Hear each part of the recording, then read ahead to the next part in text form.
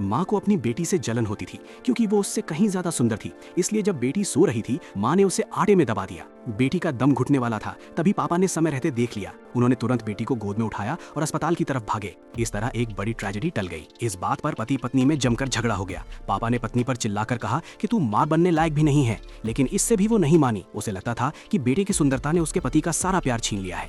समय के साथ वो और ज्यादा खतरनाक होती गई। माँ ने कैंची उठाई और ऐना के सुंदर बाल काटने लगी, यहाँ तक कि बेटी के माथे को भी काट दिया। फिर भी माँ का मन नहीं पसीजा। मात्र 8 साल की ऐना को तो मासूम और खुश मिजाज होना चाहिए था, लेकिन अब वो अपनी माँ के अत्याचार सह रही थी। ऐना को समझ नहीं आता था कि माँ अपनी 2 बड़ी बहनों से इतना प्यार क्यों करती है, जबकि उसे रोज मारती पीटती है। भले ही वो ज्यादा नहीं समझती थी, ऐना को भी माँ का प्यार बहुत चाहिए था, इसलिए वो खुद से माँ को खुश करने की कोशिश करती। लेकिन इस हरकत से माँ को और ज्यादा घिन आती। वो सीधा ऐना का हाथ झटक कर हटा देती। ऐना समझ गई कि पापा के अलावा उसे कोई पसंद नहीं करता। जब पापा घर पर नहीं होते, ऐना का काल शुरू हो जाता। माँ से बचने के लिए वो चुपके से बिस्तर के नीचे छुप जाती, लेकिन माँ उसे छोड़ने वाली नहीं थी। वो ऐना को घसीटकर बाहर निकालती और जोर जोर से थप्पड़ मारती। डर के मारे ऐना ने माँ को धक्का दे दिया, लेकिन इस विरोध से माँ और ज्यादा भड़क गई। उसने डंडा उठाया और ऐना को पीटना शुरू कर दिया। खुशकिस्मती से पापा ने देख लिया और तुरंत ऐना को अस्पताल ले गए। डॉक्टर ने जो हालत देखी, उससे उसका मुंह खुला का खुला रह गया। उसे यकीन ही नहीं हो रहा था कि कोई अपनी बेटी पर इतना अत्याचार कर सकता है। इस औरत को तुरंत इलाज की जरूरत है, और इलाज का पहला कदम ये है कि आज रात ही ऐना को उससे अलग कर दो। पापा को डॉक्टर की चिंता समझ आ गई।